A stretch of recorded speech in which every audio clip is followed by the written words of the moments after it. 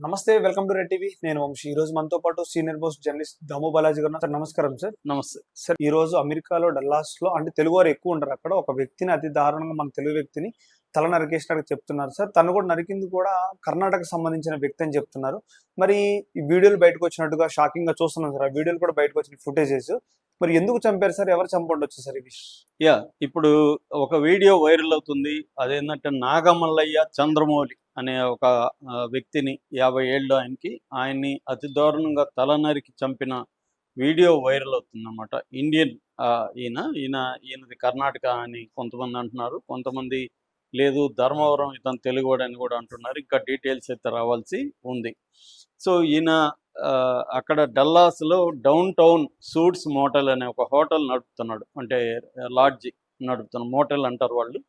So నడుపుతున్నాడు. ఇది గుజరాతీ వాళ్ళ దగ్గర ఈయన రెంట్‌కి తీసుకున్నాడనమాట. లీజుకి తీసుకొని నడుపుతున్నాడు. ఈయన వీళ్ళ కొడుకు 18 ఏళ్ళు, వీళ్ళ భార్య ముగ్గురు కలిసి ఆ హోటల్‌ని ఎంప్లాయీస్‌ని పెట్టుకొని నడుపుతున్నారు.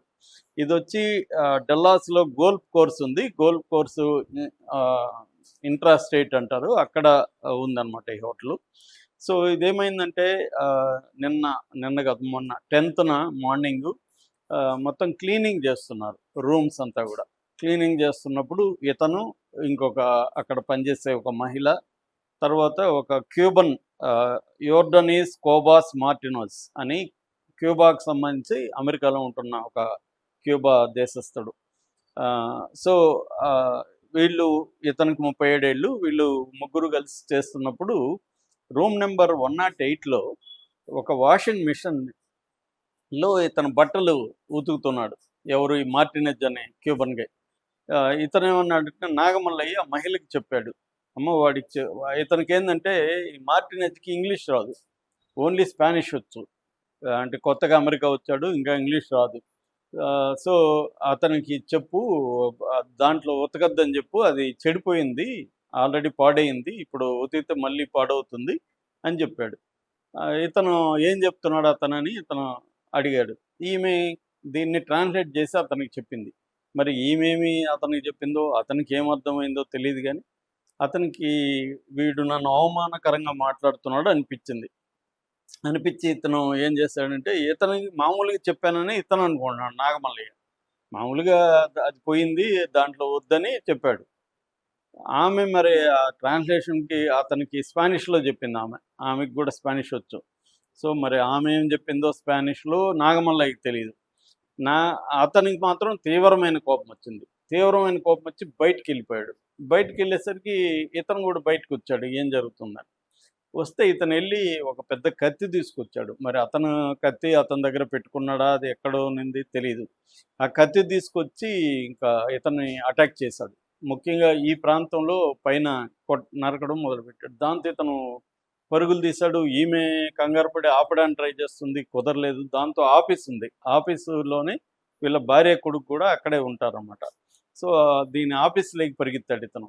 పరిగెత్తేసరికి ఇతను కూడా లోపలికి వెళ్ళి నరకడం మొదలుపెట్టాడు. మధ్యలో అతను సెల్ ఫోన్ కూడా లాక్కున్నాడు. ఎందుకంటే ఇతను ఫోను 911కి నొక్కబోతున్నాడు. అంటే అక్కడ పోలీసులకి ఎమర్జెన్సీ సర్వీస్ దాని లాక్కొని దాని కార్డు కూడా సిమ్ కార్డు ఇసిరి బయటపడేసి ఫోన్ బయటపడేశాడు. వీళ్ళు భార్య కొడుకు తను లాగడానికి ప్రయత్నిస్తే వీళ్ళని 4-5 సార్లు వీళ్ళని నెట్టేసి మళ్ళీ నరకడం మొదలుపెట్టాడు. అలా నరికి చివరికి తలని నరికేశాడు. తలని నరికినాక కూడా దాన్ని పార్కింగ్ వరకు తనుకుంటా కూడా వచ్చాడు తలని. వీళ్ళు ఇంకా షాక్ అయిపోయారు. భయభ్రాంతం, బ్లడ్డు, తల ఎగిరిపడడం, ఇవన్నీ భార్య కొడుకు తేరుకోలేకపోయారు. దాంతో తను తల నరుకుంటా బయట వరకు వచ్చి తలని మళ్ళీ జుట్టు పట్టుకొని తలని తీసుకొని వచ్చి అక్కడ డస్ట్బిన్ ఉంది పెద్దది, ఆ డస్ట్బిన్లో పడేసి నడుచుకుంటూ వెళ్తున్నాడు. దాంతో వీళ్ళు ఇమీడియట్గా కోలుకొని ఆ పోలీసులకి ఫోన్ చేశారు. ముందుగా ఫైర్ సర్వీస్ వాళ్ళు వచ్చారు. ఫైర్ సర్వీస్ వాళ్ళు వచ్చి ఇతన్ని ఫాలో అవ్వడం మొదలుపెట్టారు. అతన్ని ఏమి చేయలేదు వాళ్ళు, బట్ ఫాలో అవుతూ ఉన్నారు. ఈ లోపల పోలీసులు వచ్చారు. పోలీసులు వచ్చి అతన్ని అదుపులోకి తీసుకున్నాడు. ఇతను కూడా ఏమి ప్రతిఘటించడమో పారిపోవడం చేయలేదు. పోలీసులకి దగ్గర సరెండర్ అయిపోయాడు.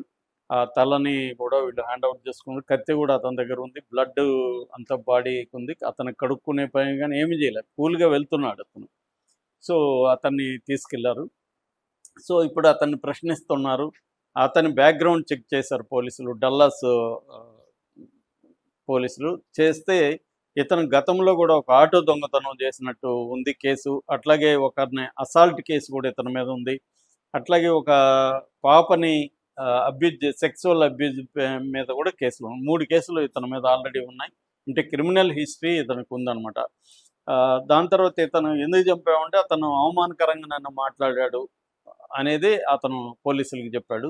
నిజానికి అతను నాగమల్లయ్య అవమానకరంగా ఏం మాట్లాడలేదు. ఓన్లీ అది పాడైపోయింది. మళ్ళీ నువ్వు దాంట్లో ఉతికితే అది ఇంకా పోతుంది. అది వద్దని మాత్రమే చెప్పాడు. కానీ ఈ ట్రాన్స్‌లేషన్‌లో కమ్యూనికేషన్ ప్రాబ్లమ్‌లో మరి ఆమె ఎలా చెప్పిందో తెలీదు గానీ అతనికి నన్ను వీడు అవమానిస్తున్నాడు అన్న ఫీలింగ్ అతనికొచ్చింది. ఆహ్, ఆల్రెడీ అతనికి క్రిమినల్ హిస్టరీ ఉంది. అతనికి కొంత క్రిమినల్ మైండ్ సెట్ ఉంది కాబట్టి చంపేయాలనుకున్నాడని చెప్తున్నారు. దీన్ని ఇంకా విచారిస్తున్నాడు. అంటే ఇంతకుముందు గూడా వీళ్ళిద్దరి మధ్య ఏమన్నా గొడవ జరిగిందా? ఇతని బిహేవియర్ పట్ల అంటే నాగమల్లయ్య బిహేవియర్ పట్ల ఆల్రెడీ అతనికి కోపం ఉందా?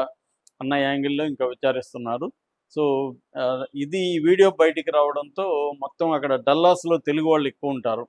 సో, తెలుగు వాళ్ళు లేకపోతే ఇండియన్స్ కూడా డల్లాస్‌లో బాగుంటారు. మొన్న కూడా ఎవరో అమెరికన్ నేను అమెరికాలో ఉన్నానా? లేకపోతే ఇంకెక్కడున్నానని కూడా వీడియో పెట్టాడు. అవును. ఇండియన్సే నిండిపోయారిక్కడ ఆ! అని గూడా.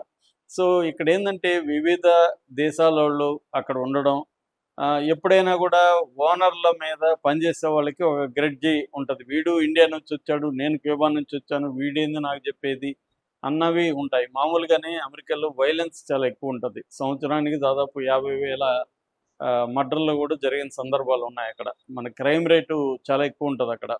ఆహ్, నిన్న గూడా నేను చెప్పాను. గన్‌తో కాల్చుకొని చనిపోవడమే అక్కడ ఎక్కువుంటది.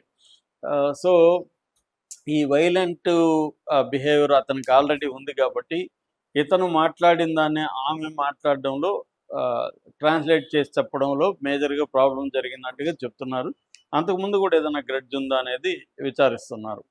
కానీ ఇంత దారుణంగా అతను రియాక్ట్ అవుతాడని ఎవరు ఊహించలేదు. ఆ మహిళ గూడా కావాలని ఆ మహిళ ఏదో బ్యాడ్‌గా ఇతనికి చెప్పినట్టుగా గూడా ఏమి అనుకోవట్లేదు. కానీ ఆమె చెప్పిన పద్ధతిలో అతను హర్ట్ అయ్యాడు. ఆమె గూడా షాక్ అయిపోయింది. అట్లాగే భార్య, కొడుకైతే వాళ్ళు ఇంకా అసలు మెంటల్‌గా తేరుకోలేని ఒక దీంట్లోకి డీప్ డిప్రెషన్‌లోకి ట్రామా అంటారు. పోస్ట్ ట్రామాటిక్ పీటీఎస్‌డీ అంటారు. Post traumatic stress disorder. దాంట్లోకెళ్ళిపోయారు. అసలు మాట్లాడలేని పరిస్థితులు ఉన్నారు. అయితే పోలీసులు మొత్తం సీసీటీవీ ఫుటేజ్ అంతా రికార్డ్ అయింది ఇదంతా గూడా. ఆ రికార్డ్‌ని అంతా పరిశీలించారు. ఈ రికార్డ్ పరిశీలించిన దానికి ఈ మహిళ స్టేట్మెంట్ ఇచ్చింది.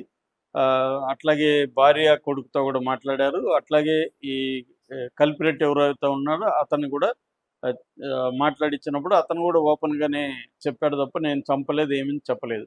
సో, ఇప్పుడు అతనికి క్యాపిటల్ మర్డర్ అనే దీని కింద అతని మీద కేసు పెట్టారు. ఈ క్యాపిటల్ మర్డర్ కింద ఆల్రెడీ ఫుటేజీ ఉంది. ఐ విట్‌నెస్ ఉన్నారు. మర్డర్ వెపన్ ఉంది. ఆహ్, పైగా పోలీసులు గూడా తల తీసుకోవడం ఎళ్ళడం చూసారు. ఇవన్నీ ఉన్నాయి కాబట్టి తనకి టెక్సాస్ లాస్ ప్రకారం ఆహ్, మరణ శిక్ష గూడా పడే అవకాశం ఉంది. ఒకవేళ మరణ శిక్ష పడకపోతే లైఫ్ లాంగ్ ప్రిజన్ పడే అవకాశం ఉంది. అక్కడేందంటే 100 ఏళ్ళు, 200 ఏళ్ళు గూడా శిక్షలేస్తారు. అలాగే ఇతనికి వితౌట్ పెరోల్ లైఫ్ లాంగ్ జైల్‌లో ఉండే పరిస్థితయితే కనబడుతుంది. దీంతో ఇండియన్ ఎంబసీ గూడా అక్కడ టెక్సాస్‌లో ఉండే ఇండియన్ ఎంబసీ గూడా రంగంలోకి దిగింది.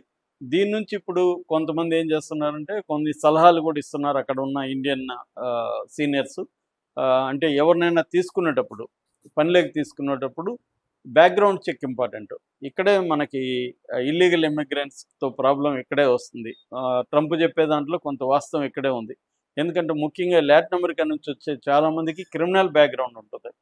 సో, ఈ క్రిమినల్ బ్యాక్‌గ్రౌండ్‌ని చెక్ చేయకుండా వీళ్ళు ఇచ్చేస్తారు. ఎందుకంటే వాళ్ళు తక్కువ సాలరీలకి పనిచేస్తారు. అమెరికా వాళ్ళైతే ఎక్కువ సాలరీలు అంటే మినిమమ్ వేజెస్ అక్కడ మొన్న గూడా 50 స్టేట్‌లలో లేబర్ డే అని సెప్టెంబర్ 1న ఉద్యమాలు జరిగాయి. దాంట్లో వన్ ఆఫ్ ద డిమాండ్స్ ఏందంటే మాకు గంటకి 20, $25 ఇవ్వాలనేది డిమాండ్ అనమాట. మామూలుగా మిగతా వాళ్ళైతే $4-5 కూడా గంటకి పనిచేస్తారు. వాళ్ళకి పైగా ఇన్సూరెన్స్‌లు అప్లై చేయాల్సిన అవసరం లేదు. కానీ అక్కడ లోకల్స్ చేయాలంటే వాళ్ళకి మినిమమ్ వేజెస్ పే చేయాలి. ప్లస్ ఇన్సూరెన్స్ మిగతా బెనిఫిట్స్ కూడా ఇవ్వాల్సి ఉంటది. అందుకనే ఎక్కువగా ఇల్లీగల్ ఇమిగ్రెంట్స్ని ఇలాంటి చోట పనులకు పెట్టుకుంటారు. పనులకు పెట్టుకున్నప్పుడు వాళ్ళ బ్యాక్గ్రౌండ్ చెక్ కరెక్ట్గా చేయకపోవడం అనేది